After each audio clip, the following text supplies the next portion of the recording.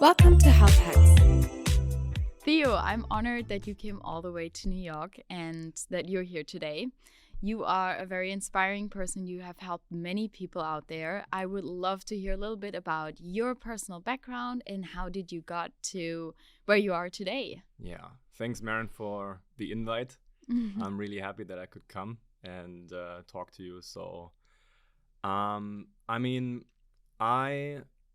was always trying to be a professional soccer player in Germany. So I was growing up in the middle of Germany in a very, blessed childhood, had a very blessed childhood, great parents. And I always had the dream of becoming a professional soccer player there. Like everybody in Germany, every young boy in Germany, they all have soccer on their minds and they all want to become a professional soccer player. And then my brother used to play soccer as well, and then we went to boarding school together on a school that was specialized in sports. Basically, we were sacrificing our whole childhood.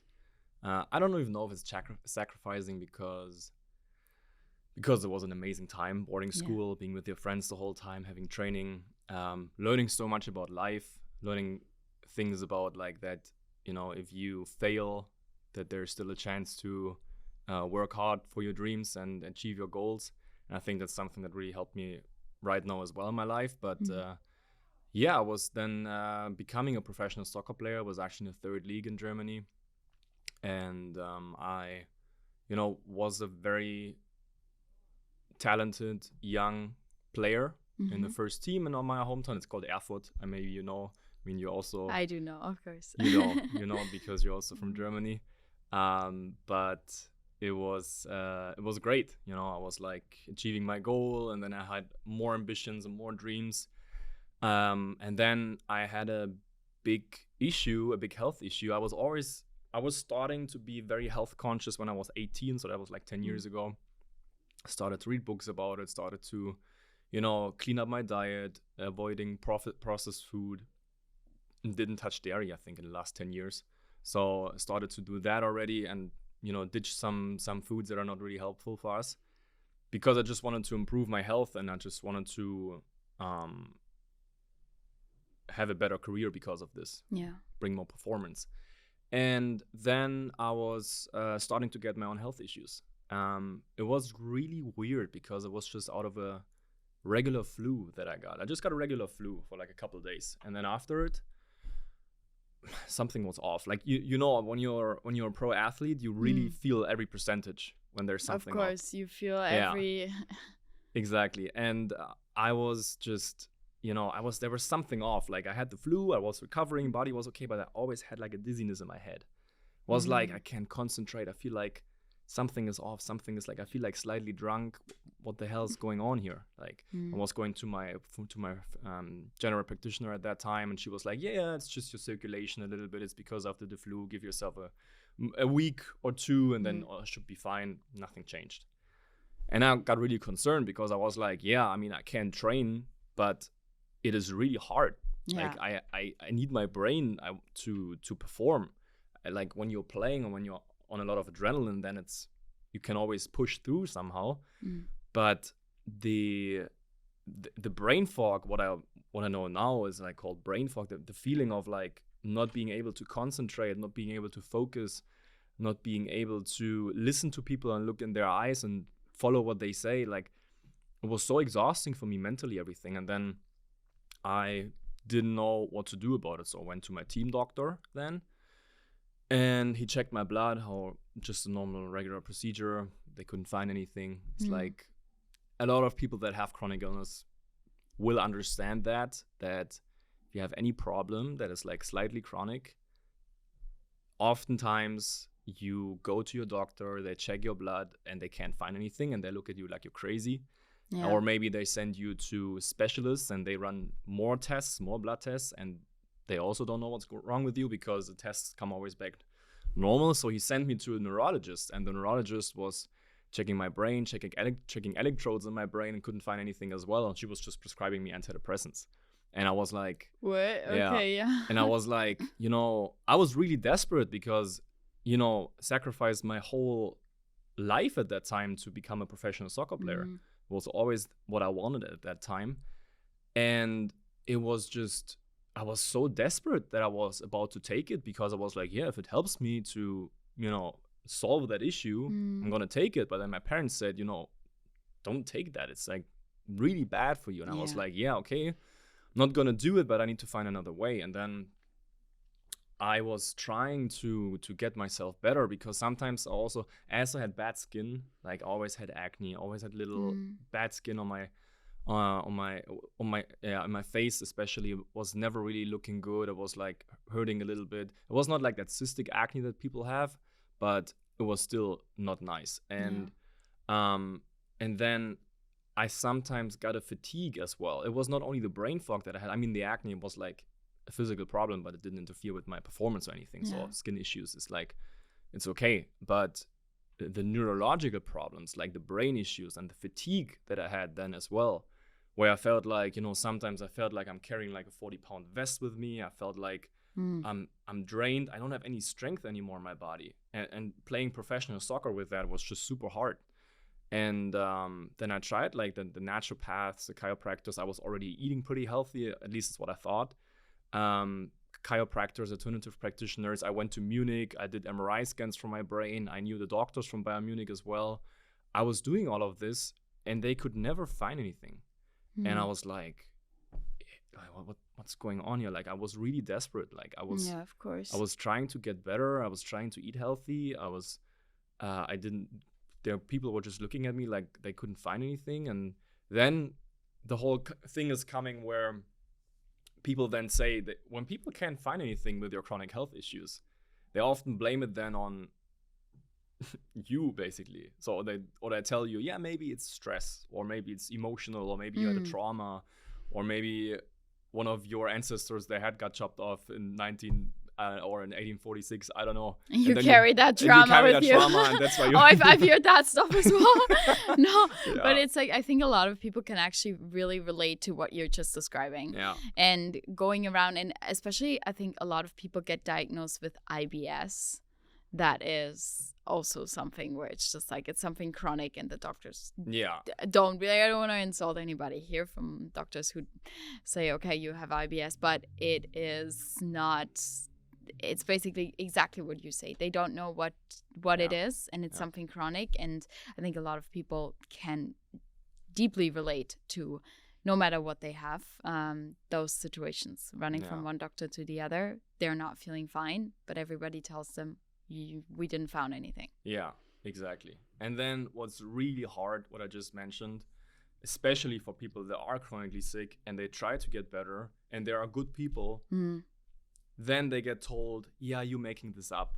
Or like, oh, you look fine from the outside, but you don't have any symptoms. Like, it's just you're making this up. No. It's like when you say that to somebody, it's like punch in the face, basically, because you're trying and your symptoms are real, but they just don't get acknowledged, especially women. So it's really hard in that moment, because you feel like, okay, maybe I'm the problem. But there are physical issues on why we're getting sick, and there are reasons why we're getting sick. We'll probably get into that today, but it's just really crazy. And then for me, I was just trying to see what I can do and what I can find and what I can improve in my health. And I was stumbling across then a book called Liver Rescue from Medical Medium, and then I was getting more into like, I really was learning what I can really do about the root cause of my problems, what's actually causing chronic health issues, and what you can really do about it. And that was then something that was like the turning point for me. Of course, like the healing is going up and down. I saw my skin clearing up a lot in the beginning, so I was like, okay, it's doing certainly something to my body, because I had this acne for 8 years. I took antibiotics for that. I didn't even know that I took antibiotics because you get like the creams from a dermatologist. Yeah, you don't know what's in and it. you think like it's a cream. But I looked that up like a couple months ago, where I was like, yeah, and I didn't even realize that I took antibiotics. And antibiotics actually make acne worse. So it's just, it was just it was not good at all. And but then that cleared up, so I was like, okay, it's What obviously exactly did you do that it started to clear up? And Yeah. like when you said you read the book and then things started to become better for you, what was exactly like the actions that you took in your daily life? Yeah, celery juice. Celery juice. Celery juice, one of the main things. Lemon water in the morning, then celery Mhm. juice. Eating a diet that is very high in carbs and healthy carbs, especially fruits and vegetables. Yeah, I Fruits think and starchy vegetables. people Yeah. like when people when they hear carbs, they immediately think about the pizza and pasta. Yeah. I think you need to go into details. What does high carbs? I do know what you mean, but Yeah. I think for people out there, what do you mean by high in carbs? Yeah, exactly. So that's why I said healthy carbs. I'm not talking about Yeah. pasta, pizza. I'm not even talking about grains so much in general. Yeah. Gluten, and I don't recommend gluten. I cut out some foods. Gluten 100%. Eggs, dairy I wasn't eating anyways, but it was just really that I was focusing on a lot of fruits and vegetables. Yeah. Also raw, and lowering the fats, lowering the proteins as well.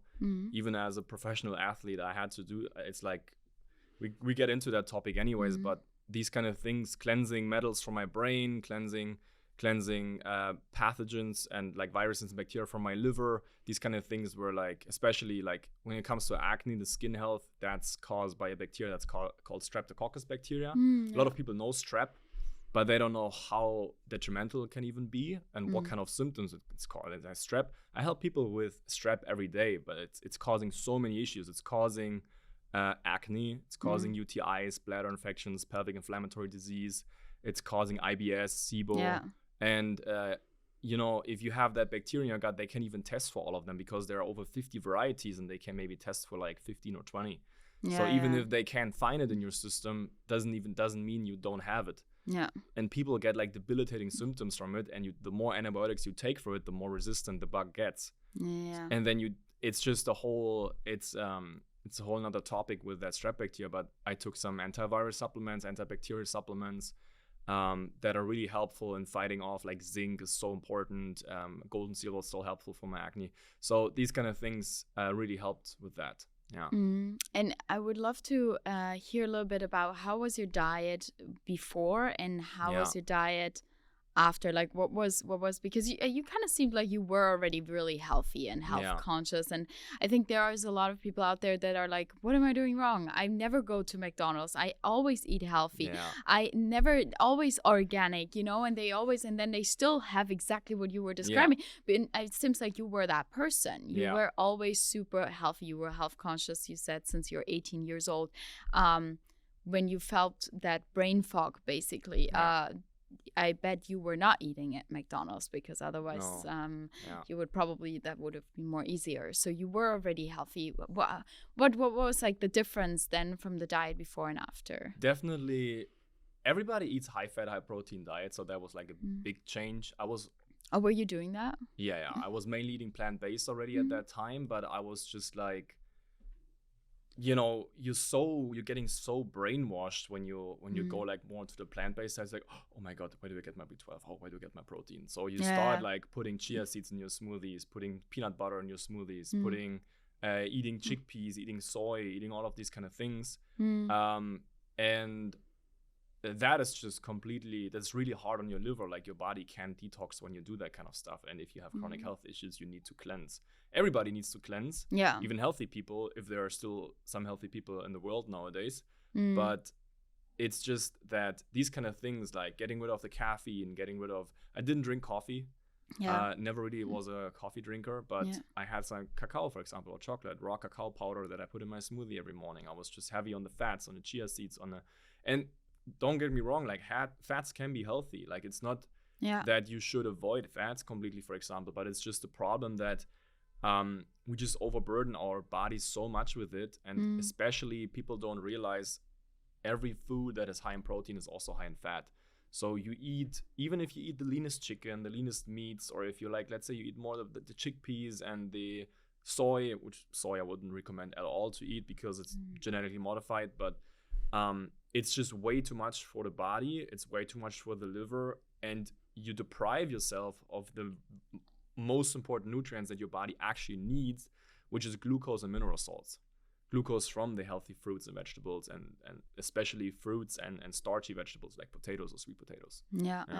I would love to hear. I recently saw a video of you talking about soy, and because a lot of people are eating soy products, and I would love to. You said something about like the ones that are even said they're not genetically modified. Yeah. They are still genetically modified. Can you repeat that here? I mean, I remember it, but I thought it was really interesting. So you can't be sure anymore if your soy is genetically modified or not. That's why it's just important to avoid it completely. And one of the issues with soy, it's like corn as well, is when you consume soy, that you feed the very thing that's causing your problems. You feed Epstein-Barr virus, you feed strep bacteria. So let's say you have IBS and you have strep bacteria in your gut, and you eat soy, you're feeding the bacteria that's causing the inflammation there. So with the soy, yes, there is like so-called non-GMO soil, but there's a thing that's called cross-pollination. So the pollen from GMO soy can cross-contaminate the soy that is not GMO. So, and it doesn't matter, it can go over continents, it's all around the world. So you can never be sure if your soy is contaminated or not. That's I mean, of course, if you want to eat soy, it's not even a healthy food in general. It is just too high in fat and it's just too high in fat as well. It's not something that is like giving your body what it needs, first of all, and second of all, it is very much likely, even though it would be like the best organic soy you can find, even that would be a problem that you have the high risk of having GMO soy. That's why I would never touch it. Yeah. And so you basically, from back to your diet, you basically had, before you were eating still high in fats and proteins, and you were cutting that more down because it's easier on the liver. It all comes down to making the life easier for the liver as much as you can. Right? Like, I think we humans are very resilient to a lot of things, but especially if you have some kind of symptoms, that's where you really need to be super strict. And that's what you did. And you were doing everything that helped your liver to cleanse, and that was kind of like the key. What was one of the things where you said, okay, when I started to cut that food out, that was really like... So the thing is, I didn't see immediate improvements, especially with my brain and with my fatigue. It was like more of a thing that I did I had to have a lot of dedication. I was doing it for like 6, 7, 8, 9 months. And I was still struggling. And then it was like, sometimes when you have symptoms and you try to heal them, sometimes it feels like nothing is moving. And then from one day to another day, it's like almost the symptom is lifting. So you have less ringing in the ears, you have less brain fog, you feel more energized. And that was basically the thing with me. Like I felt like it was just from a couple of days to one day to another, basically felt like something is lifting. Like I feel like I'm getting more clear-headed. I feel like I'm getting more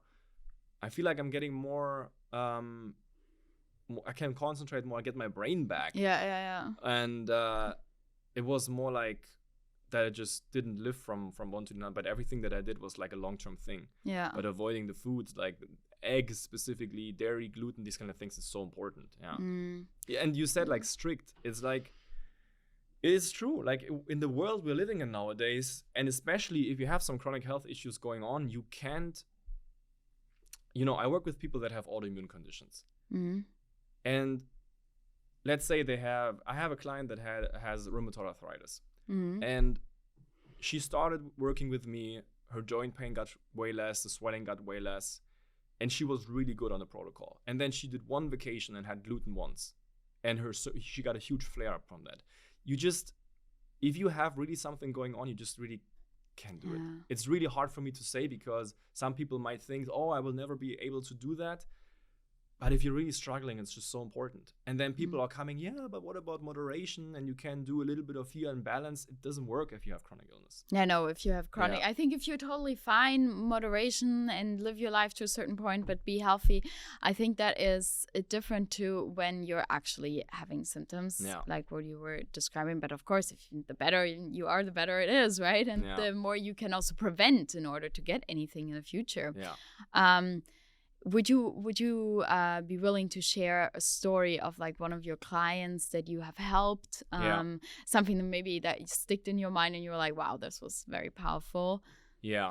Let me think. There's so many. Yeah, I'm sure. So a very typical one is, for example, a guy. His name is Mark. He's originally from the UK, but lives in Thailand. He's a business owner. And he was like trying to get rid of his adrenal fatigue. He had a lot of problems with insomnia and anxiety. So he could like sleep maybe 2 or 3 hours at night. Was that the adrenal fatigue? Was that the symptoms of it? Or how did the adrenal fatigue show the symptoms? The adrenal fatigue can cause you to have a sleep that is not restful. But if you have that kind of insomnia where you almost can't sleep at all, that's a problem of the brain itself. It's a problem of neurotransmitter chemicals, because that has nothing to do with the hormones anymore. No. I see. No, it can make it worse, but if you really, there's something that's called like all-nighter. There are people that just can't sleep. Oh wow, yeah. I don't know if you know Matt Rife, the comedian. Actually, I don't know him. He's like as famous as I don't know, like as Kevin Hart or something. You know? Yeah, okay. And he always says like that he doesn't sleep at night. He has hardest insomnia. That's like a typical all-nighter, so to say. And that's really when you're very deficient in neurotransmitter chemicals in your brain, like GABA, for example. It's because neurotransmitters, they're there to calm and shut down your brain. Yeah. If you don't have enough of them, you can't even fall asleep and you can't stay asleep. So that was the problem for him as well. And then the adrenal fatigue and the brain fog. And he also had like weird symptoms of like vagus nerve problems, of like anxiety and pressure in the tightness in the chest, these kind of feelings. Yeah. So and then, you know, it was not easy for him to get rid of most of his symptoms, and it also took a while. Most of the time when I work with people, it takes them a couple months to see improvements. For him, it was like 5 months until we really saw improvements with his sleep. Like his sleep got so much better after 5. Sometimes I had another client in Germany that also had a similar issue with the sleep, and he was like almost giving up after 3 to 4 months. I was like, you need to stick to it. I really believe it's gonna get better. And after 5 months, he was telling me, hey Theo, I can sleep through the night right now.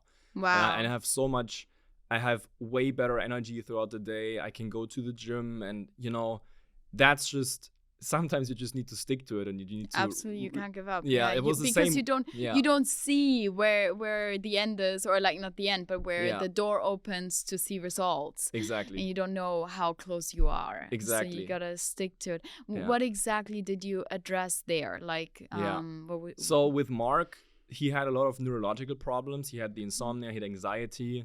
He had also the adrenal fatigue. Like sometimes even when he just went for a walk, he was crashing after it. Like adrenal fatigue can be really bad if you just go for a walk, if you go for a jog, if you go to the gym, people just crash really easily. Crash means? Crash is like an energy crash. Okay. Yeah. Adrenal fatigue is like you don't feel rested when you wake up. You have your morning, in the morning you already have a crash at like at 10 a.m.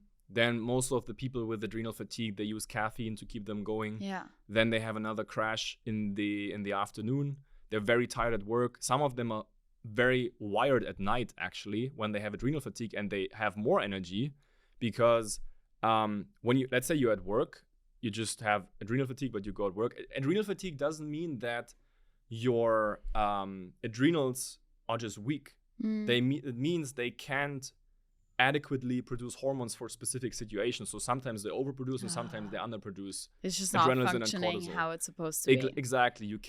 The adrenals don't react properly to certain situations. Which is basically your powerhouse. Yeah, exactly. Like if you have a successful career, if you have your business, you need strong adrenals to push through it. And when you see people that like go to the gym in the morning and they work 10 hours then straight and then they take care of their family, these are people that are healthy, have strong adrenals. And they're very blessed with that. But if you have adrenal fatigue, and especially when you have more energy at night, it's when you go to work, it's your adrenals, they know, okay, we don't have enough reserves of adrenaline and cortisol there, so they hold something back in case there's an emergency at work. Yeah. Because they actually know what's going on. So if there's something that should go on, we can have at least some adrenaline to react adequately to the situation. But then when this is not needed and you have a regular work day and you come home, your adrenals release that adrenaline and then you have out of nowhere that energy. And you feel wired and you can't even fall asleep at night, even though you feel tired. And that's very typical for adrenal fatigue. And for him, it was like that fatigue, the adrenal fatigue, neurological fatigue as well, which is more like when you have nervous system fatigue, what I described earlier. I haven't had adrenal fatigue. I had more like a nervous system, neurological fatigue. It's when your nervous system is inflamed and you feel like it's like a milder version of the chronic fatigue syndrome, the CFS. Can I ask how you know? You can differentiate it pretty easily. Most people that have fatigue have both. Like fatigue is one of the main things I work with people. How you differentiate, the easiest way to differentiate is if you have adrenal fatigue, it's always going up and down. You don't know when the energy comes. Yeah. And if you have neurological fatigue, you're always completely wrecked and tired and wasted. Okay. So you wake up, you sleep, it doesn't matter how much you sleep, you're always tired. It doesn't matter if you get some sun or anything, you're always tired. That's like when you have like the neurological fatigue. And then most people have a combination of both. So if you have that and you would take caffeine, would that give you then still energy, or would you need some people, when you have when your adrenals are at your lowest point, you can't handle that. But when your adrenals are weak but not like extremely weak, then it helps you to keep functioning because it just forces your adrenals to release that adrenaline. And that adrenaline and cortisol is helping you to stay alert and to keep functioning. Like that's just what it's helping you. So it helps in the moment with that fake energy from the adrenaline, but it burns out your adrenals even more long term. So you can do that for a limited amount of time, but at some point you're going to crash so hard that you can't even do that anymore. And with him, one of the most important things were that we were focusing on the adrenals, and we were focusing a lot on his brain as well, that he can restore his neurotransmitter chemicals and that he can actually sleep. The good thing is he lives in Thailand, so there's very good produce of fruit specifically and coconut water. So I put him on a lot of coconut water. It's one of the best things you can do to restore neurotransmitter chemicals. Also so important for brain fog as well, because brain fog is also a problem with the neurotransmitter chemicals. And then also I put him next to the diet, I put him on like specific supplements that are great for the adrenals, like ashwagandha, licorice root, nettle leaf. So these kind of things are really, they're like, you can imagine these herbs like they're really pampering the adrenals. They really soothe them and they strengthen them, and they also help the adrenals to react more adequately to a specific situation. So you really can calm down your adrenals with these kind of herbs when you're also trying to avoid and get rid of caffeine, when you also lower the fats in the diet, because that's also hard on your adrenals. So that's what I did with him. In the beginning, he really was like a little bit hesitant because he was so used to, but I still need my protein and that kind of stuff. And at some point he was just, Theo, just tell me now exactly what I need to do. I'm just going to do it. And that's the point of giving up, by the way. That's the point of, I surrender. Tell me what to eat. And then I was just like, do this. And I was like, yes, amazing. And do this. And then it got really better. And he sleeps through the night. I was just in contact with him a couple of weeks ago. He said like, sleep is so good. Energy is great. So it's just turned his life around. So, and that's just one story out of hundreds.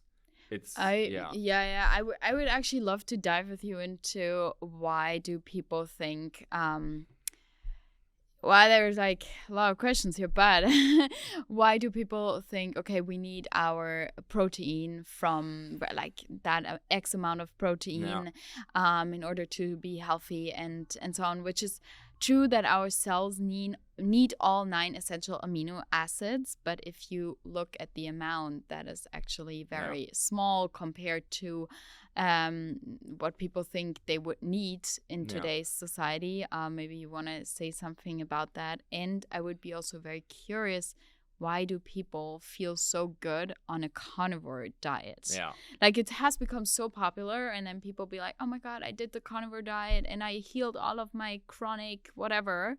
But I have never seen carnivore diet working out on the long run. Maybe you want to tell. So first of all, about the protein thing, it was not the case that we as humans were always kind of brainwashed into like, you need to get a X amount of protein. That actually started in like 1930s. It was before that, it was not even like a focus in nutritional advice. And what they did, I think it was because they were starting a lot of industrial farming and cattle and all of that stuff. So I think that was one of the main reasons. I mean, it's always about money in the end. So they wanted to make sure that they can, have a new market and can make sure, everybody's obsessed with protein. And the protein itself, what you were asking me, is that they wanted to make sure that everybody is really hooked on that protein thing, that everybody thinks like is concerned about where to get my protein from. But actually, it's not, by far not, the most important nutrient that we need. And by far, in these amounts that we are eating it right now, it's just way too much. And you can, if you just eat the regular amount, that is, I mean, everybody has different recommendations. Some people say 0.7 gram per kilogram or something. Some people say 2 grams per kilogram. I say you don't even need to think about it, because as long as you don't starve yourself, you're not getting protein deficient. So first of all, how much protein do you actually need? You don't even need to think about it, because every single fruit, every vegetable, if you have a banana, it has all 9 amino acids. And then everybody would say, oh yeah, but it's not enough. But wait, a banana has all 9 essential of course. amino acids? Sure. It's just in small amounts of what like people would say that it is not enough, it's not sufficient, it doesn't count, it's not enough. Okay. But if you eat a banana and there are no fats in your meals, if you have a smoothie that is fat-free, for example, you absorb it like so good that there's no insulin resistance, no fats block the absorption of the glucose and the nutrients. So you get like spirulina is such an amazing source of protein. But it's not even about the protein, because also the main proteins in our bodies is produced by the liver itself. So if you take care of your liver, you automatically take care of your protein, so to say. But the main issue with that is, if you eat a lot of proteins, you also eat a lot of fats. And everybody eats a high-fat diet. People say, I tried so many things. They say to me, I tried keto, I tried carnivore, I tried vegan, I tried plant-based, I tried paleo, I tried keto. I don't know if I said that already. What all of these diets have in common, and that's why people don't heal and don't get better, is all of them are high in fat and protein. It doesn't matter if you eat animal-based, and doesn't matter if you eat plant-based. If you lean more towards plant-based, people that go vegan, they're super concerned about their protein. I was concerned about, as soon as they started, you really go crazy for the nut butters, you go crazy about the nuts and seeds, you go crazy about the soy, some of them know it's not good. And you overburden your liver the same as if you would eat animal protein. Because it's just so hard on the liver. Yeah, exactly. It's just not as hard as animal protein, but it is, especially in higher amounts, same stuff.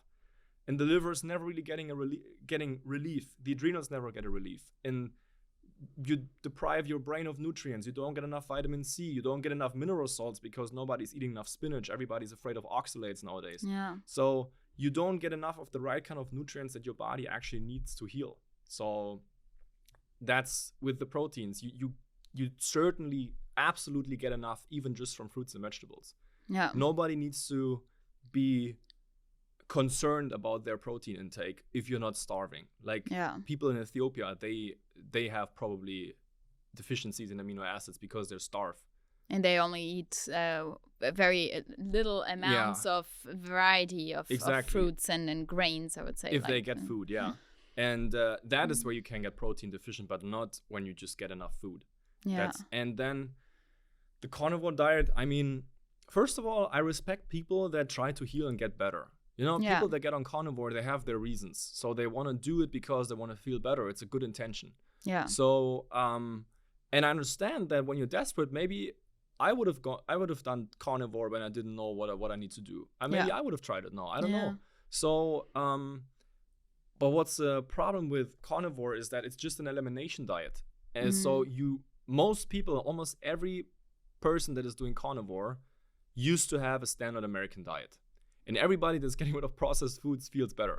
Yeah. It's with every other diet. There's no difference between starting a carnivore or starting like a keto diet. All of these diets always say avoid processed foods, which is great. And then that makes you feel good in the beginning, of course. First of all, that makes you feel good. On the other hand, if you go true carnivore without eggs and dairy even, then you stop feeding viruses in your body because meat is not feeding viruses and pathogens. So you stop basically feeding the disease. But the other problem is if you're only on meat, you get super deficient in glucose because that's what our bodies are running on and what our brain is running on. And you get super deficient in critical nutrients like vitamin C, for example. You completely starve yourself of so many important nutrients. Yeah. And you kill your liver if you're doing carnivore. Yeah. Every time you eat a high-fat meal, your liver has to produce so much bile in order to disperse the fats and proteins, and that is overburdening the liver itself. Then the bloodstream is getting filled with fats if you eat lots of meats and if you eat eggs and dairy the whole time. What's happening then is that your adrenals, since the bloodstream is filled with fats, there's less oxygen in there. It's a bigger strain on the heart. So the adrenals have to kick in to produce a lot of adrenaline to keep you going, to keep you to thin out the blood, and that's lessening the strain on the heart. So it's also hard on your adrenals, and that's why people also feel so good on carnivore, because the adrenaline that's getting produced when you eat a lot of meat and when you eat a lot of fat is giving you a high. So you feel like, oh my god, I feel so great. It's like a little bit the same as a caffeine addiction. Because it's the same adrenaline. It's not the same adrenaline, but it's adrenaline that's getting released from your adrenals to really fulfill a certain purpose. And with the caffeine, it just prompts the adrenals to release the adrenaline. With the fat in the bloodstream, that's like an emergency situation for your body where the adrenals have to kick in as well and thin out the blood. So you can do that kind of diet for a certain amount of time in the beginning probably, but you can never do that long term. If you do that long term, you die of a heart attack, or you get the worst constipation, or it's just impossible for our bodies to sustain that. It's impossible. And nobody will do it in like 5 or 10 years. Nobody will do that anymore. Because either they're not. It was kind of like a hype right now. It is bad. It's a real hype. The animal-based trend, the carnivore trend is a real hype. Yeah. Yeah, but I think a lot of like those health influencers out there that have spoken about carnivore diet has already gone back on it and said, you know what, guys, maybe. Not really. Maybe for short term, but not really on the long run. So I think that's kind of taking a good turn here for people who are seeking for answers, which, as you said, it's great if anybody was like trying to improve, trying to be healthy, and just looking out there for solutions and what have helped and what has not helped. And so in your diet recommendation, what about, like, because I hear you always speaking about low fats, because fats kind of stop you to observe the nutrients, which it totally makes sense to me, because fats are not, your cells can't take up fats immediately. So that's kind of why people need to understand that when they do fasting and you do a spoon of olive oil, it does not interrupt your fast. It's because of that reason. Your cells do not take that as an energy.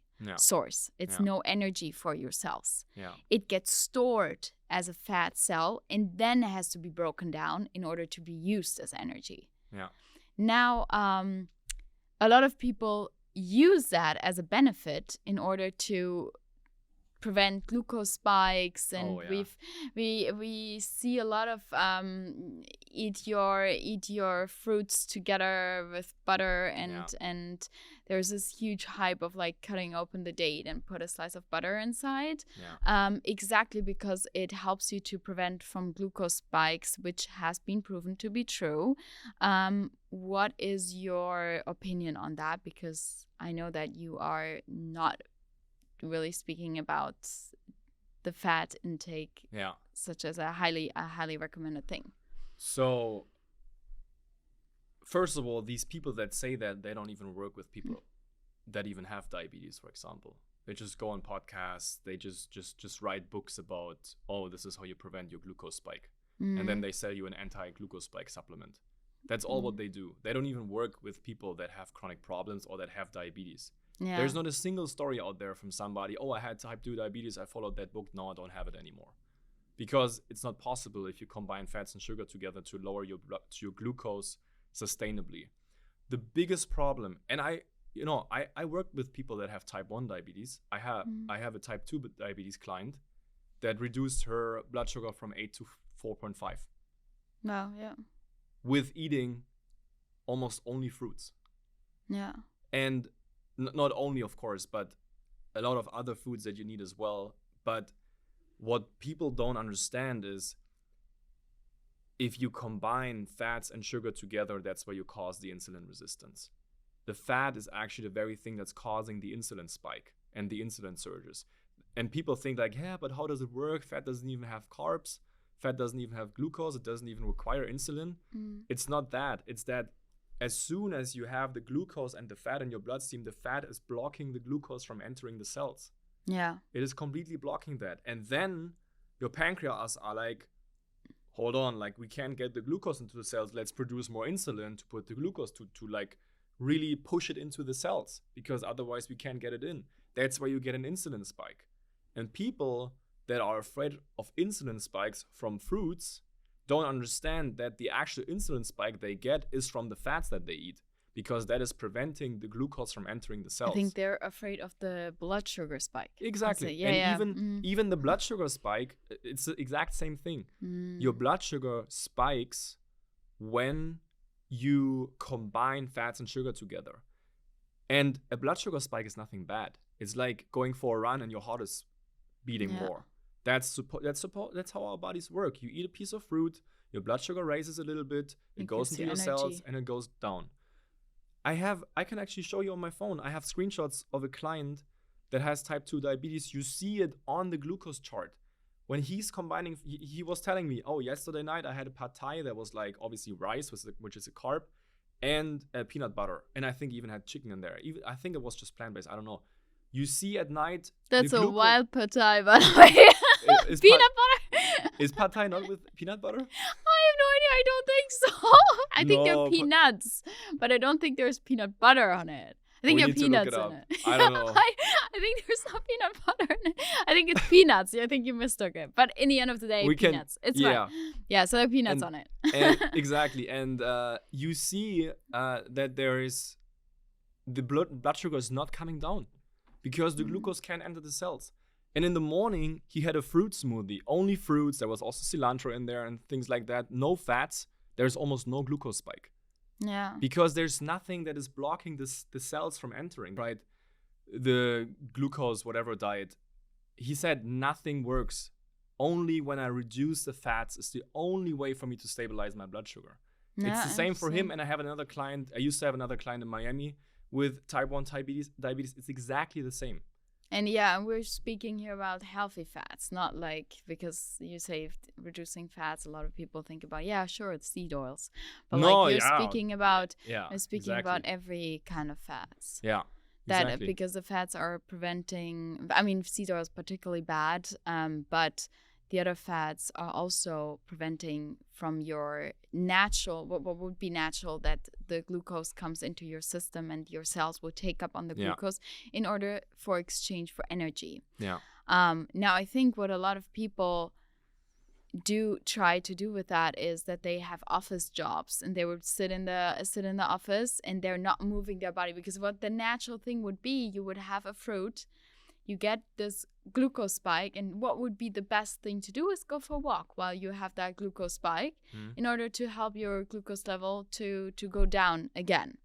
And I think a lot of people try to prevent from these glucose spikes in order to have like, okay, but I'm only gonna sit in the office all day, still want to have this delicious mango in front of me, so I'm gonna have peanut butter with that mango, or you name it, whatever it is.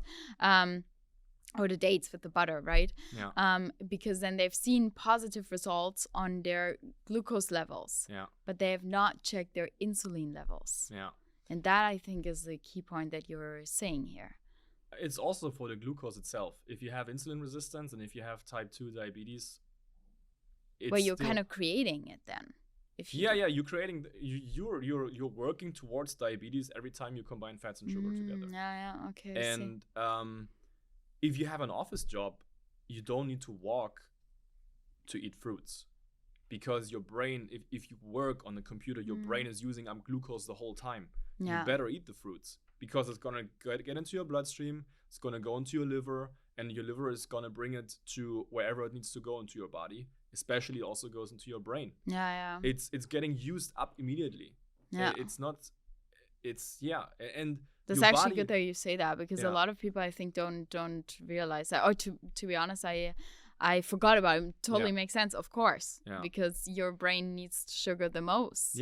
And so now I wasn't really thinking about that, but of course, that's another misconception, that the brain needs a lot of fat. The brain is mainly made out of glycogen storage. It's mainly sugar. What the brain is needing. And therefore, you also need to eat a lot of sugar in order to make sure to keep your brain from atrophying, to keep your brain from shrinking. It's so important to keep your brain alive with a lot of sugar. And now, I think we gotta be careful when you say sugar. A lot of people think that you were speaking about the Coke and like the stuff like that, but like vegetables contain sugar.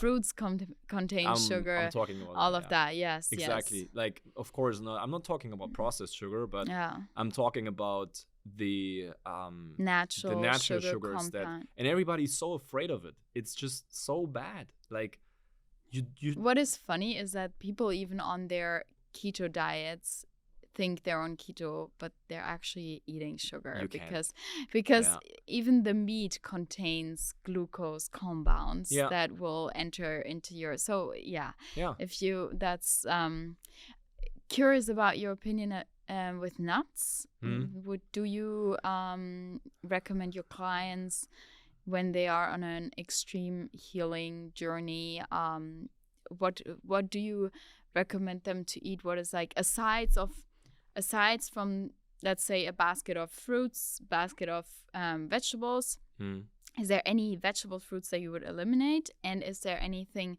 else that you would add into the diet? Like, I know you're a big fan of potatoes, which makes it so ironic because you're German. But like, aside from that, what else would you add from starches? I mean, a potato is basically a vegetable, but what else would you say that is? Potatoes, sweet potatoes, squash is also amazing food. Eliminate from the vegetables only corn, because of the GMO, but other than that, you can pretty much eat all the vegetables. Also nightshades, like people talk about nightshades as it's like inflammatory, or it's causing inflammation. They don't even know what's causing inflammation, but they say nightshades are causing inflation. It doesn't make any sense. I'm sorry, what nightshades is like when people say, oh, the vegetables that are growing at night, that are the nightshades. You never heard of it? Actually, it's new to me. Which kind of vegetables would that be? It's tomatoes, potatoes, and then chili, red bell pepper. Okay. Yeah, I've actually never heard about that. they just say for some reason they cause inflammation, which is not true. Yeah, no, I've actually never heard about that. Yeah, it's actually good that you never heard about it. No, but I love tomatoes, so. Tomatoes are so nice. Like, especially you get at Whole Foods right now, you get these organic heirloom tomatoes. Oh my God, yes, big I ones, know. The heirloom tomatoes are everything, especially now in the end of the summer. Yeah. Please don't eat the heirloom tomatoes in the winter here. You're going to be so disappointed. Yeah. They taste completely different. They're They're so sweet right now, and they're so delicious. That with some salt. Oh yeah, what about salt? Would you recommend I salt? don't. I don't like salt. It's not bad to add a little bit of sea salt here and there, but you should definitely limit it. Yeah. I haven't touched. I didn't eat salt in like 5 years now. Oh wow. Okay. Yeah. Because it's not like 100%. I do like my salt. Not 100%, of course. Like when I go to restaurants or something, I can't avoid eating salt. But at home, it's like 99%.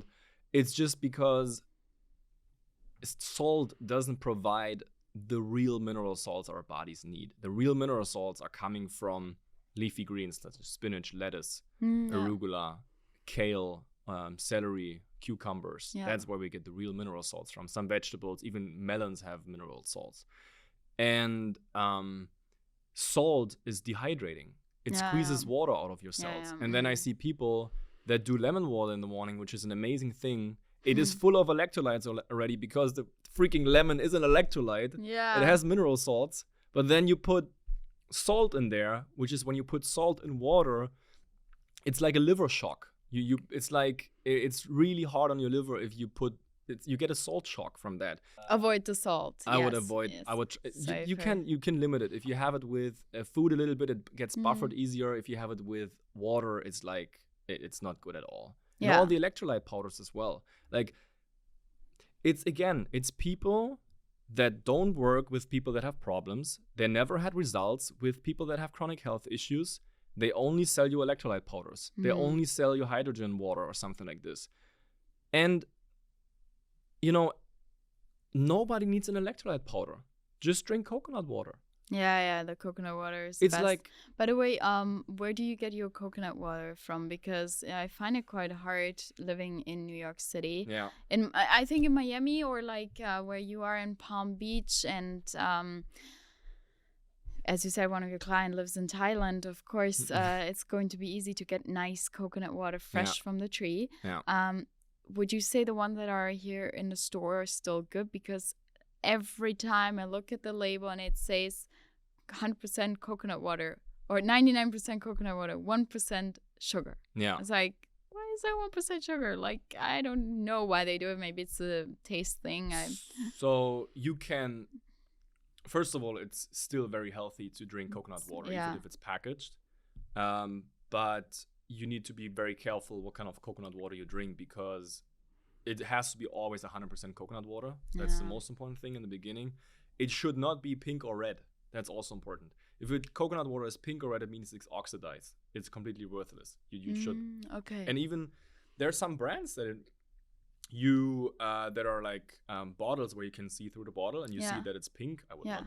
That's not good to drink. Yeah, never the pink. Okay. So never the pink one. But if you get 100% coconut water, sometimes here in New York, the Whole Foods coconut water that I have here tastes better than the one in West Palm Beach. Actually, I don't know why. It's a little bit of a different brand, maybe. I like this one here better. I like Iberia as a good brand. At least from taste. Sprouts also has a good coconut water. Okay. So it was like Iberia, Whole Foods, and Sprouts. They have actually these are some good brands. And there's one at Costco. It's Kirkland. I think it's the brand from Costco itself, Kirkland. Okay. And they also have good coconut water. You can buy like huge cases as well. Nice. This is very nice as well. And the thing is, coconut water, it's a wild food. It grows everywhere where there's a beach, like coconut palm trees. They just grow naturally somewhere. And wild foods, they're very resistant against natural damage or against if you would harm them or heat or cold. It's like wild blueberries. And it's the same with coconut water. Even though it's pasteurized, you don't get rid of all the nutrients in there. It's still very nutritious, even though it's pasteurized. And even though it might not have all the nutrients it has when you just drink it fresh and raw.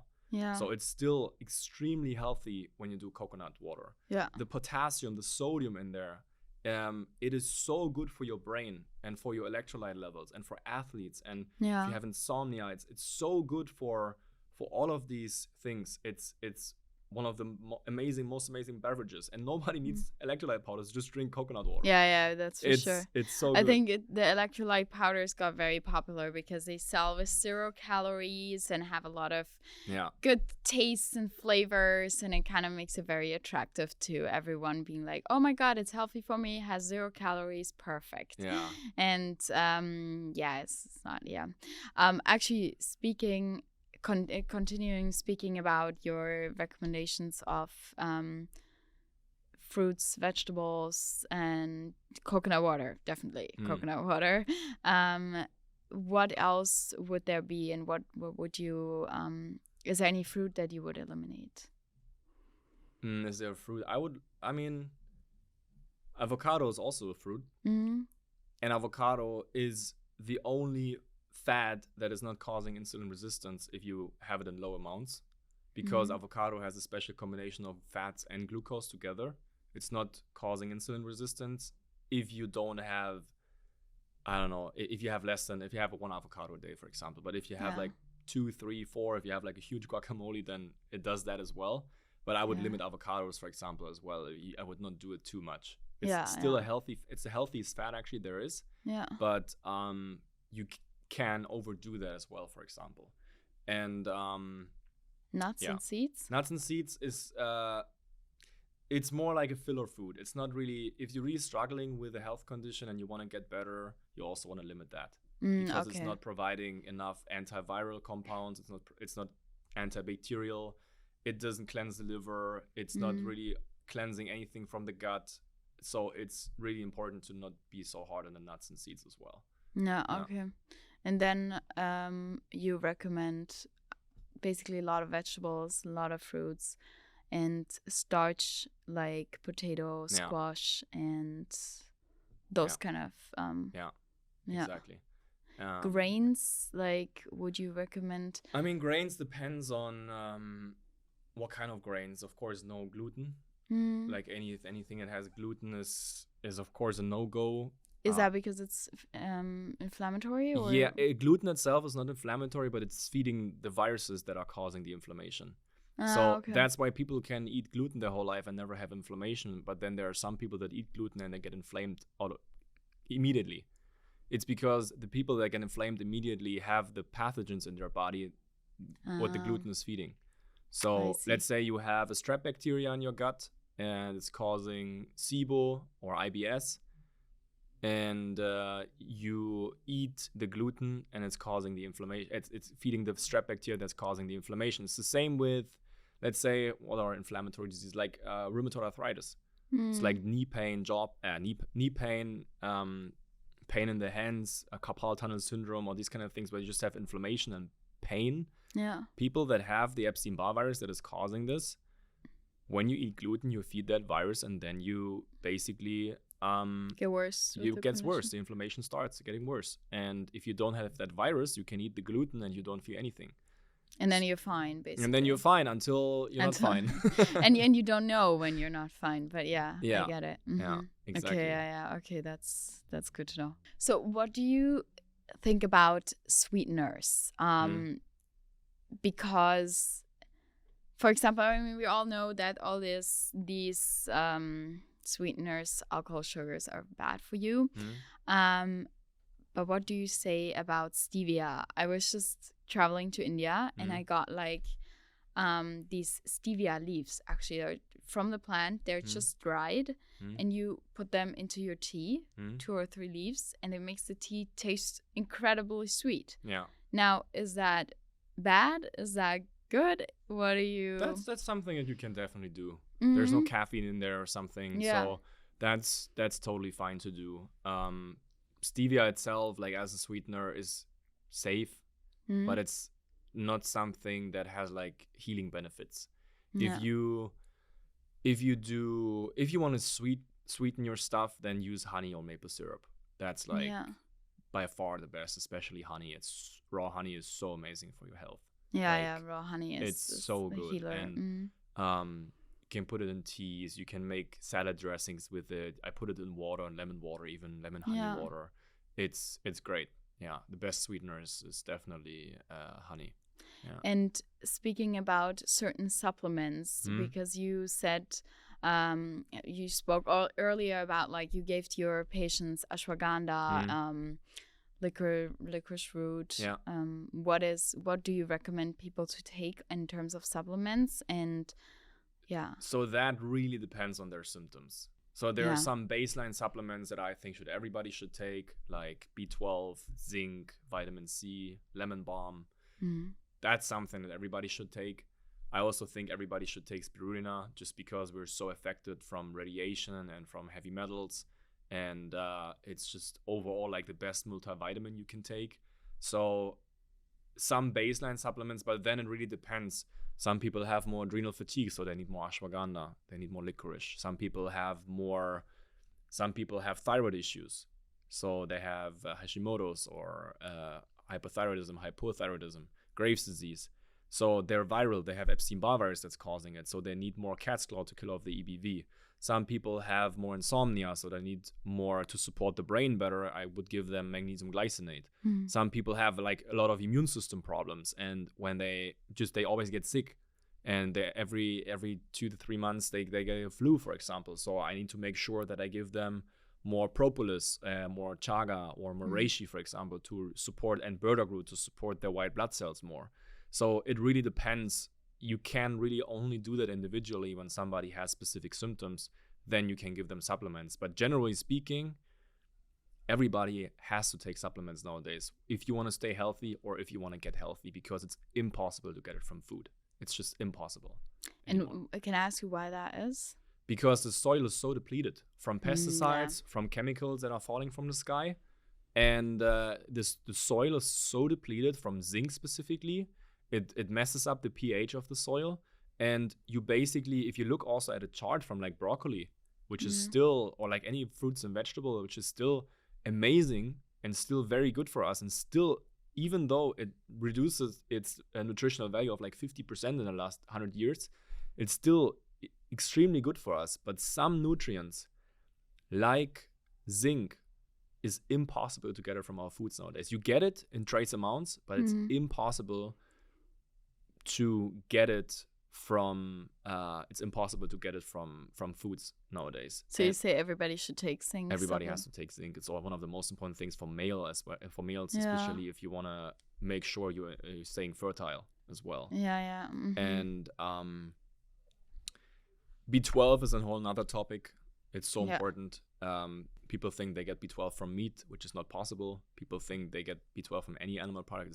It's impossible to get that, because the only way to get B12, or to let your body produce B12 is getting produced in your ileum, in your gut, in your intestines. And your gut is using specific bacteria and microorganisms, microorganisms, where it then produces B12, and that B12 then gets delivered to your liver, and your liver is using that to work, first of all, to do its own chemical functions, but then also bring it to the brain and bring it to other stores that adds B12, and then bring it to your nervous system. And your B12, you can only produce that when you eat, for example, an apple on a tree that was never treated. It's like, nowadays when we say it's organic, it's still sprayed with stuff that is allowed in organic farming. But let's say you have an apple tree in your yard, and you pick that apple and you eat it unwashed. There are microorganisms on that, and that is what's building the B12. These microorganisms, when you eat them, when they get into your ileum, the ileum then produces B12. And that's the same what's happening when cows eat grass. They eat grass, and their ileum, their intestines, produce from these microorganisms that are in the grass, they produce then the B12. But the B12 that is getting produced by your ileum is designed for the cow. And the B12 that we get from like an apple that you eat, or a couple berries from your yard, is designed for your body. So you can't eat the cow and the meat and get there's B12 in there, but your body doesn't know what to do with it because it's designed for the cow. It's not your body. There are certain things that you can't supplement from the outside. Yeah. You can only help your body to produce it with other supplements, of course. Yeah. But what about taking B12? That's amazing. Oh, so then that works. That works. So yeah. we could take that, but eating it in form of a steak is the wrong B12. Our body can't really take that up. Is that how I understand exactly, that? Exactly. Mm-hmm. First of all, if it's a grass-fed, grass-finished steak, so the cow was like whole time was only eating grass outside. Yeah. It is producing B12 naturally because the microorganisms are on the grass, and the cow is producing the B12, and it's designed for the cow, but it's for the cow. And if you then eat the meat, you only get a higher B12 levels, but your body just can't absorb it because it's not designed for our bodies. So it will still stay B12 deficient. Yeah, exactly. You get enough B12. And if you take a B12 orally, but it has to be a combination of methylcobalamin and adenosylcobalamin. This is like the best two forms of B12 that you need to get. What would be a brand that you would say? I like Dietary the most. I'm not affiliated or anything. It's just brand that I like the most. I don't get any money from that. Maybe you can send it to me. I would blend it in because it's interesting so that people can see it here. Yeah, no, Dietary is the one that I like the most.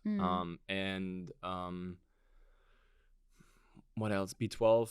We talked about the supplement, and if you eat meat, most people also don't know that industrial meat, what most people eat nowadays. I know everybody is like about grass fed and so on and so forth, but they inject the low quality cobalamin B12 into the animals that they have B12, you know, and that also doesn't work. Yeah. Either you are fortunate enough to get B12 because you have your own yard, and even that is not enough, because in the world we're living in nowadays, B12 is actually the most important vitamin because we are so stressed out, we have nervous system problems, we are so overburdened by viruses that are causing chronic fatigue, tinnitus, brain fog, tingling and numbness. People have tingling and numbness. They have restless legs. That's all nervous system issues from viruses. Yeah. Either it's herpes virus, specifically Epstein-Barr virus, shingles virus, and B12 is the most important nutrient for the nervous system. So if you have, and it's getting used up all the time. It's getting used up so fast. If you would take a B12 right now and you would have, let's say you have chronic fatigue syndrome, or you have any kind of problem, a little bit chronic health issues with your nervous system, your body is like taking it, you know, and immediately using it up. It's like, and therefore it's not enough to just eat an apple from your own yard, because you really need a lot nowadays, especially for the brain as well. It's like, you can picture B12 like the nuts and bolts that hold, like when you have a car, right? You have a car body, and you have the nuts and bolts that is holding everything together. Yeah. Like the B12 is there for the brain. It holds everything together. I see. And if you don't have enough B12 in your brain, you basically get burned out. Yeah. So it's so important for nowadays for everybody. Everybody should be on B12 and zinc. Yeah. Yeah. Zinc and B12 is for everybody. Yeah. Anything else that we would say for Vitamin C. Vitamin C? Yeah. Even though if we consume a lot of fresh fruits? Yeah, even that. It's just, it's the same because we're bombarded with so many. Vitamin C is an antioxidant. Yeah. It helps the liver to cleanse better. Yeah. It feeds immune cells. It is killing off viruses and bacteria. These are all the things we are needing right now in order to survive on this planet Earth, or in order to get better.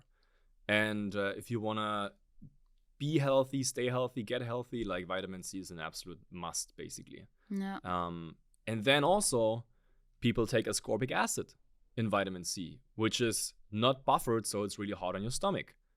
So you need to get a buffered vitamin C, which is much better. And most vitamin C powders, they have natural flavors in there. Most vitamin C powders, they have citric acid in there. So it's just like a lot of come also in fillers. these multivitamins. Yeah. And, okay, I'm not gonna lie. Do I pick up the random pill of vitamin C, or do I take that yummy orange flavor, whatever? Right? I mean, if now after you said it, obviously I'm gonna go for the healthy stuff that's actually gonna do the job. But if you just randomly want to be like, oh, I should take some vitamin C, let's take this one. Oh my god, so yummy. Yeah. So that's like a little bit of the issue. Yeah, it's like most of the supplements out there, electrolyte powders, vitamin C, multivitamins. If there's citric acid in there, if there's natural flavors in there, if there's organic natural flavors in there, just you can completely natural avoid flavors is it's that's just not that's just that's a sneaky word, but it's very, very bad for you. I know that. Exactly. What I did recently discover is that the vitamin C, or the most vitamins, are actually in the shell of the fruits, right? So if you have an orange, what is very interesting is if you take a really purely organic orange, let's say it's from the garden, or it really needs to be 100% organic, otherwise you're really doing more harm than good. Eat it with the peel, because the peel itself has 2 times of the vitamin C than the fruit itself. So that's like a little thing that I did for myself, but here it's really cautious. Don't go to Whole Foods and pick out an orange and do that, because all the harmful bacteria are also in the shell. So you can do that if you have the orange tree in your backyard. Yeah. But that is really amazing. If you think about it, how would we eat an orange like back in the days when we're really hungry? We would probably eat everything that is there, and the peel doesn't even taste that bad. Really? No, it actually tastes good. I can't. You really need to try and Google it as well. It has 2 times of the vitamin C as the orange itself. Yeah. So it's like a little hack of orange when it already comes is to, so healthy. but amazing. have it with the peel. Like it is the same as like. Trust me, it's not that bad. Some people eat kiwi also. They eat kiwi with the peel. With the peel as well.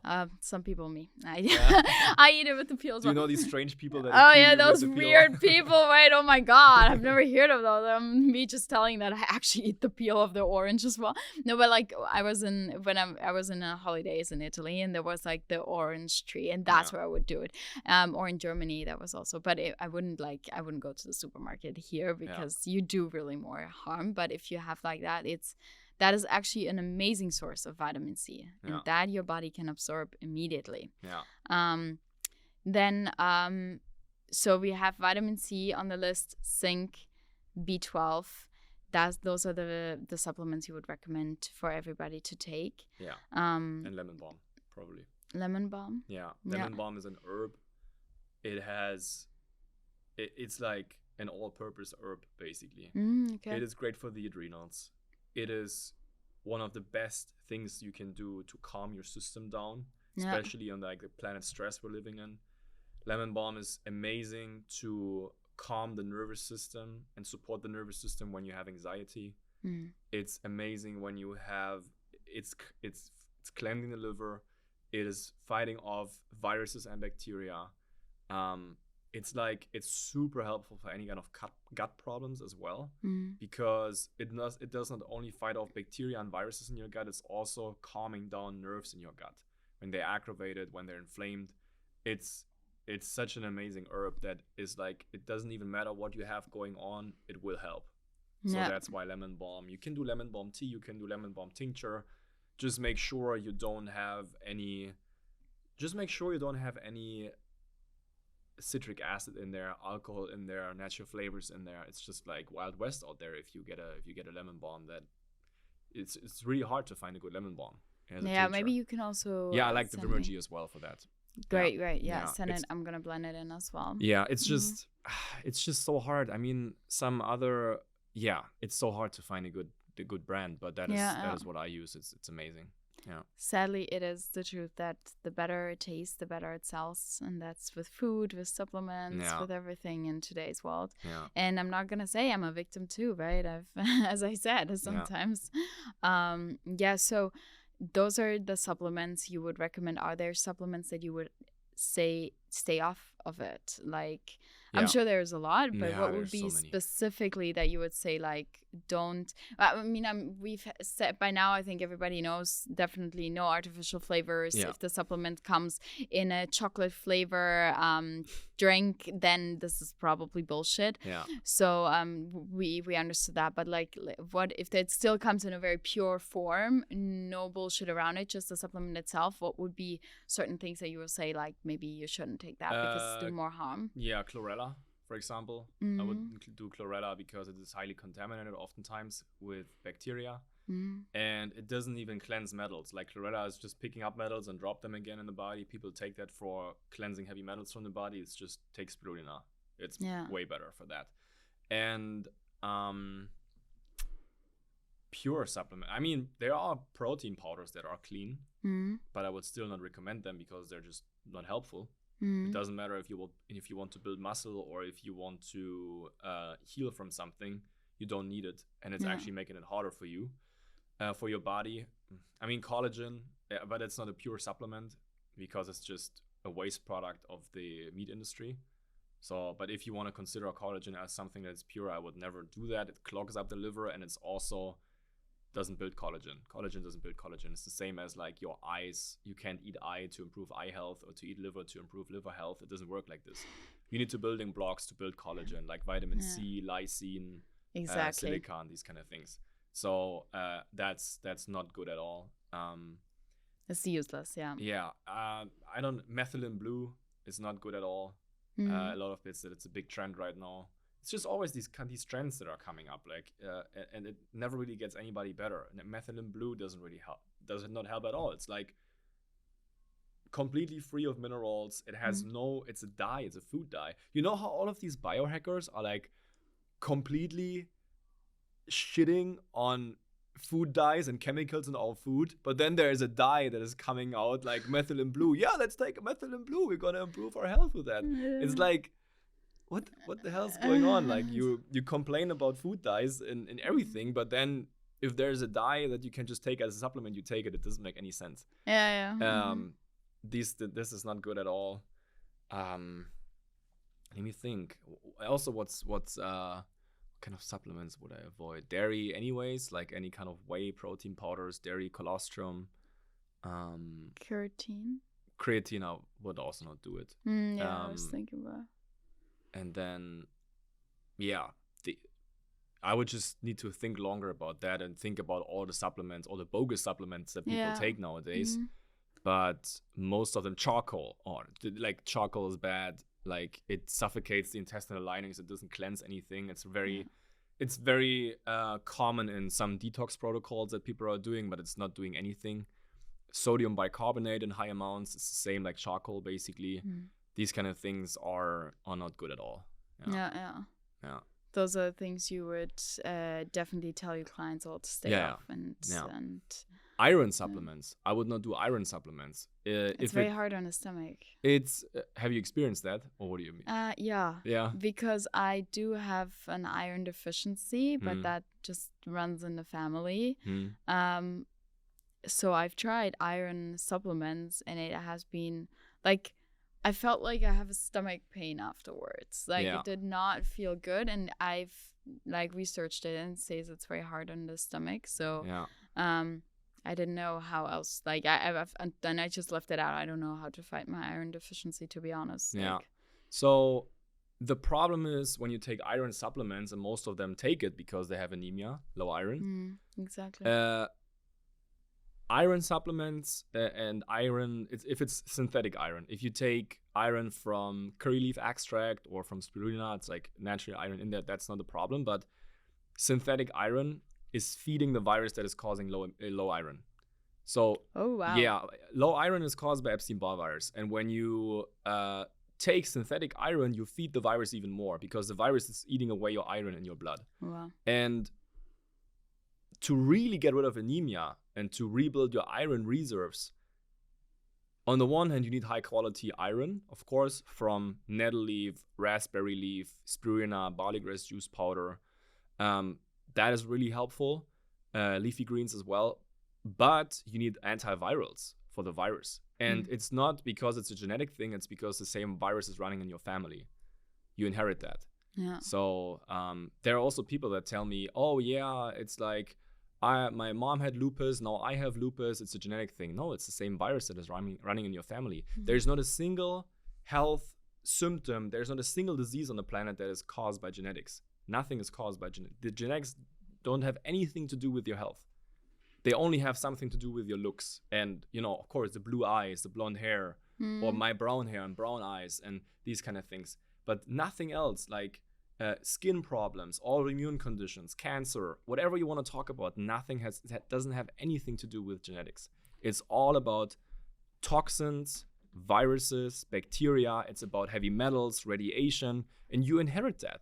And the more we don't cleanse it and the more we inherit that, the more potent it gets in our younger generations. So the younger generations are always getting more sick, and you see that nowadays. Yeah. There's barely any kid that has no allergies. There's barely, if you go to schools right now, I don't know if you realize that as well.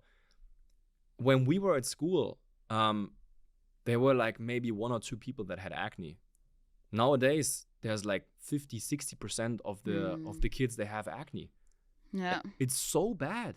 And every generation is getting worse and worse because we don't learn how to cleanse, we don't take care of our livers, and we just inherit these toxins as well.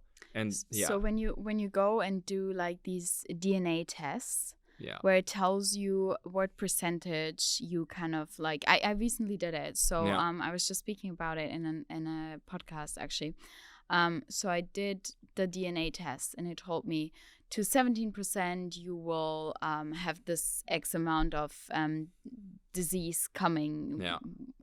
Or like 10% you're leading to that, 5% you are going to get diabetes, and those are things that come from your DNA, or they're in your DNA to that percentage. That is something that I got from my parents, or let's say rooted more back into the family. But so now I can address that properly, and if with a clean diet and a clean lifestyle, it won't flame up. But I have a 5% higher chance than somebody who has, or like let's put the number higher. I have a 50% higher chance than somebody who does not get that from the DNA, right? So in a way, we do have some things that we carry from our generations, or no? It's not in the genes. It's not in the genes, but what does the test then tell me? Nothing. How do you mean? They're just a waste of money, the tests. They just don't, because the genes don't, it's just, I bet if you would do the gene test 5 times, you would always get different results. They just pick up, sometimes they pick up on inflammation, sometimes they pick up on certain things and certain things, and then it's getting triggered by certain things that are in your body, and then this gene test is like the MTHFR gene mutation test. That's a complete scam test. That test is just picking up on inflammation. You know what? I'm curious. I'm going to go to a different company and I'm going to do a DNA test again. I'm going to do that. Like, I'm curious because I'm also just out here learning, right? So some people highly recommend gene tests and say yes, and with that you can prevent your personalized forecast, let's say. Nothing particularly came out there. I mean, the numbers are, everything is below 20% for everything. There's nothing that's going to be like major or where I would be scared. But just to see if they're scammers or not, I'm going to do Try it. More. Let's see. No, but I think it's interesting for me to know, and if I would recommend this to somebody else in order to say, because until right now, I believed that it was true. Yeah. But now you're saying that most likely, or there's a high chance that this is bullshit. Yeah. And it's a money-making test. Let's see if I get the same result in a different company in a different place, right? So that would be interesting. And you know what I don't like at all about the whole gene thing is that, again, it puts the blame on the person. So if you look at all of the chronic illness and all of the issues that people have, what the pharmaceutical industry is doing and how they train doctors is that they always blame the person that has the disease. it's either you are making this up in your head. We were talking about this. It is your genes are causing it. Meanwhile, 100 years ago, these diseases didn't even exist. So did our genes change since then, or are we just getting more poisoned by everything? It is your body attacking you in autoimmune conditions. They say, oh yeah, in the 1950s, 1960s, they said there were like women filing into the doctor's office with like so many symptoms, and then they were like, oh yeah, it's an autoimmune response, and it's like your own body attacking you. It's like your own white blood cells somehow get confused and attack your nervous system or attack your gut or attack your thyroid, so you get Hashimoto's. And it's another blame on the person. So the focus is never going on, oh, it could be toxins, oh, it could be something physical that is in our bodies that doesn't belong there, or it's actually it's our fault that people are sick nowadays. Our fault, I mean, like when you look at from the perspective from the pharmaceutical industry. At the end of the 1800s, they were using mercury as a treatment. If your child was going to the doctor at that time, they were using, and they had gut problems, they gave the child mercury to cleanse the gut. They had mercury in teething powder. Like, that is still in our systems. So because it gets inherited as well. But what I'm trying to say right now is that people get blamed for their problems, but it's not their fault. It's not your genes. It's not in your head. It's not your body attacking you. There are physical reasons why it's not trauma that can only trigger it. It's physical reasons.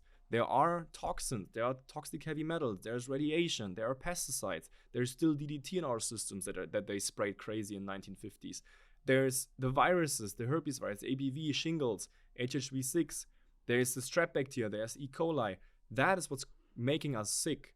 It's not our fault. And it's just really, it hurts me basically when I hear people believing that. Let's say they have a chronic health issue and they say, yeah, my body's attacking itself. I can't do anything about it. I need to live with that for the rest of my life. Meanwhile, I help people.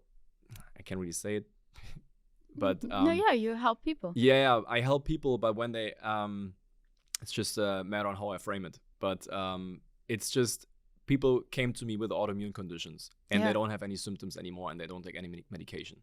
Yeah, it's like, it's not your body attacking you. Yeah, and you can take action with the right lifestyle. Yeah, and the right exactly, with the right advice. Yeah, and that's exactly what they want. They want you completely hopeless. If you have chronic symptoms, they want you completely hopeless. They want you to believe I'm the problem. It's my genes. It's my body attacking me. I can never do anything about it. I just take the medication for the rest of my life. I'm going to feed the system. I'm not going to die, but I'm also not going to be healthy. So that's exactly where they want to have us, that we're just always feeding the cash cow, basically. So, and they want you to believe that. And it's really bad, actually. It's just miserable for your life. Yeah. Obviously. Of course, of course. What would be one thing if you would tell people, what should everybody do in order to be healthy? Like if you're like, okay, if there's a general advice, what would that be?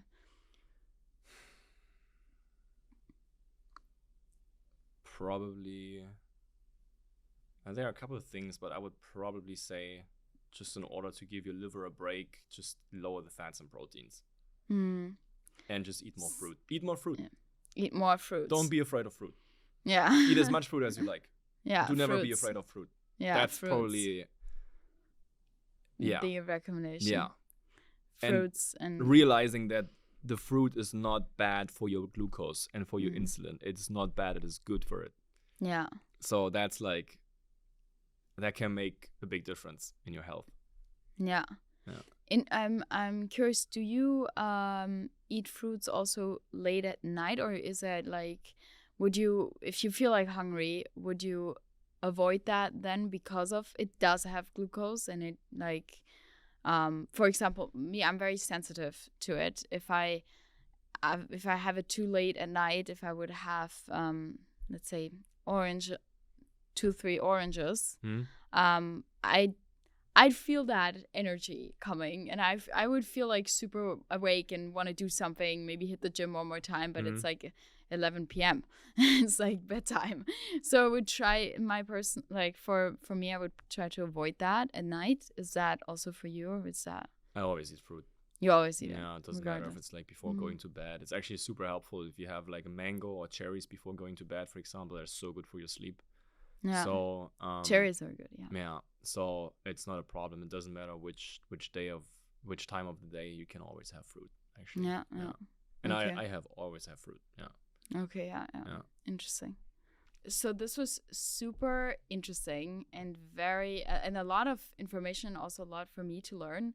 I'm actually really gonna do that DNA test again. I'm curious. Yeah. And I'm also just learning, right? And thank you for your time. Thank you for coming here and sharing all this information and how you've helped so many people cleanse their system and get rid of chronic disease. I mean, that's very powerful. Yeah.